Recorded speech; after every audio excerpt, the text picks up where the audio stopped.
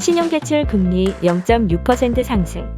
대출이자 낮추려면 지난 2월을 기준으로 가계대출 잔액이 처음으로 1천조 원을 넘어섰다. 이에 은행들은 대출의 문을 점점 좁히고 있다. 현재 은행 대출금리의 지표와 다름없는 시장금리가 계속 오르면서 신규 대출자들의 이자 부담 역시 가중되고 있다. 특히 주택담보대출의 경우 작년 하반기보다 1% 가까이 오른 곳도 있으며 신용대출은 작년 하반기와 비교해 약 0.6%포인트 상승했다. 시장금리 상승, 은행 우대금리는 축소. 대출금리가 상승한 이유는 최근 인플레이션에 대한 소비자들의 기대 심리로 국내 시장금리는 더욱 오르는 반면 은행권의 우대금리는 더욱 줄어들 것으로 전망된다. 지난 5월 9일을 기준으로 4대 시중은행의 신용대출 금리 신용 1등급 기준은 연 2.57에서 3.62%이다. 이는 지난 2020년 7월보다 0.58% 정도 상승했다.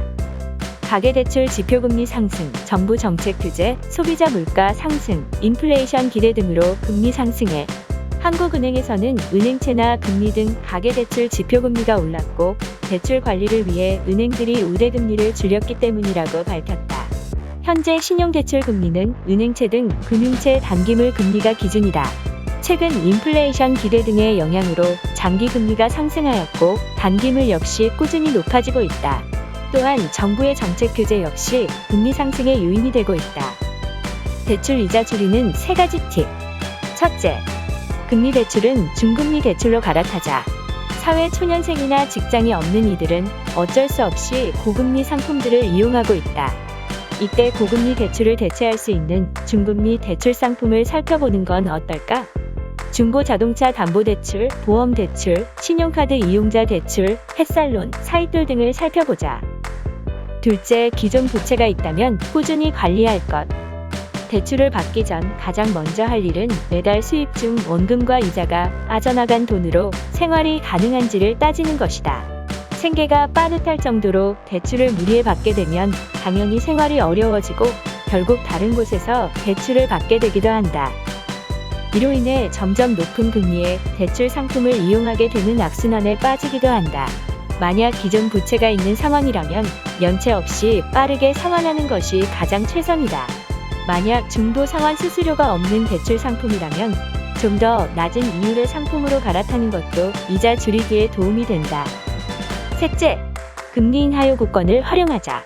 저축은행, 카드사, 보험사도 활용 가능해. 금리 인하 요구권이란 은행에서 대출을 받은 후 신용 상태나 상환 능력이 상승하는 경우 금융기관에 금리를 내려달라고 요구하는 권리이다. 이는 각 은행들이 자율적으로 시행하고 있으나 적용 조건이 은행마다 달라 적용 요건을 확인해야 한다. 만약 금리 인하 요구권을 행사하려면 영업점 방문, 인터넷, 모바일로 이용 가능하다. 이때 제출해야 할 자료는 신용상태 개선을 증명할 수 있는 서류다. 신용상승, 전문 자격시험에 합격, 취업, 승진 등이 있다. 만약 자영업자라면 매출이 증가했을 경우 신청할 수 있다. 이와 함께 금리 인하 요구권은 저축은행, 카드사, 보험사도 가능하다. 다만 정책자금 대출, 햇살론, 예적금 담보대출, 보험계약대출 등 미리 정해진 금리 기준에 따라 취급하는 상품은 제외된다. 만약 보험사, 카드사, 이금융권에서 대출을 받았다면 금리 인하 요구권을 행사해 보는 것을 권한다. 2021년 새롭게 바뀐 신용점수제. 올크레딧에서 전문적인 신용 관리 받아보세요.